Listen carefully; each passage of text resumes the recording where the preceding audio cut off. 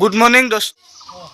আজি আমাৰ ভাতৰ লগত সজনা বাঢ়িছে, তাকে অলপমান দেখাই দিম, আপোনালোকে চাব, চাই মাথা কমেণ্ট জনাব।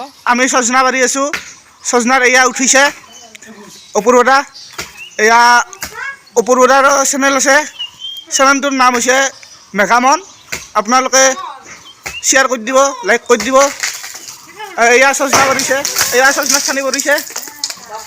হেল্ল' গাইছ, আপোনালোকক দেখাম যে আজি নদীৰ পানী কিমান বাঢ়িছে।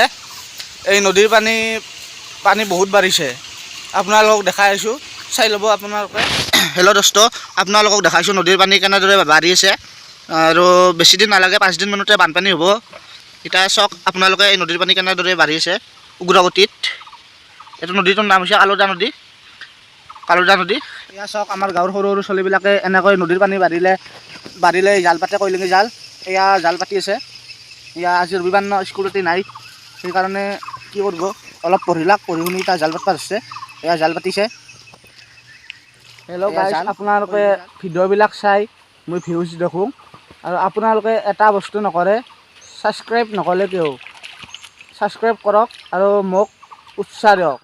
হে দোস্তসকল, আজি ৰবিবাৰ বাজাৰ বাৰ, সেইকাৰণে অলপ বাজাৰত বাজাৰ বহোঁ। এতিয়া আপোনালোকক চব্জি দেখাই দিছোঁ, কি বাজাৰক নিম। এয়া কুন্দুলি হয়, এয়া কুন্দুলি টেঙা হয়। এয়া কুন্দুলি টেঙা আমি বাজাৰকলৈ নিম। এয়া ছজনা নিম, ছজনা, এয়া ছজনা, এয়া আলু লৈ যাম। কি পইচা পাওঁ আৰু তাতে আৰু যি হ'ব আৰু আপোনালোকক দেখালোঁ।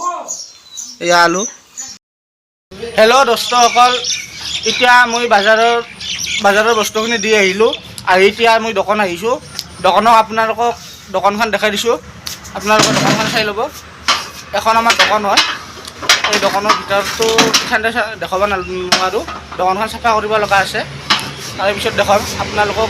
আজিৰ ব্লগটো অলপ তাৰমানে সেনে ব্লগটো, আপোনালোকে ব্লগটোত শ্বেয়াৰ লাইক কৰিব, আৰু টানি ব্লগটো ছাবস্ক্ৰাইব কৰি দিব। আপোনালোকে ভিউজ দিয়ে কিন্তু ছাবস্ক্ৰাইব কৰি নেদে, আপোনালোকে ছাবস্ক্ৰাইব কৰি দিব। হেল্ল' দোস্তসকল, মই এতিয়া দোকানৰ পৰা আহি পালোঁহি। পাই আপোনালোকক মই ভিডিঅ'টো কৰিলোঁ।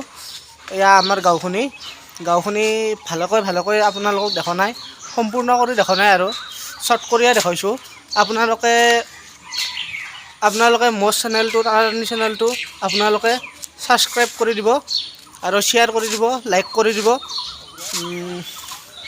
আৰু আপোনালোকক অশেষ ধন্যবাদ জনাইছোঁ, আপোনালোকে এইখিনি কৰাৰ কাৰণে, আৰু আপোনালোকে ভিউজ দিয়াৰ কাৰণে মই বহুত ভাল পাইছোঁ।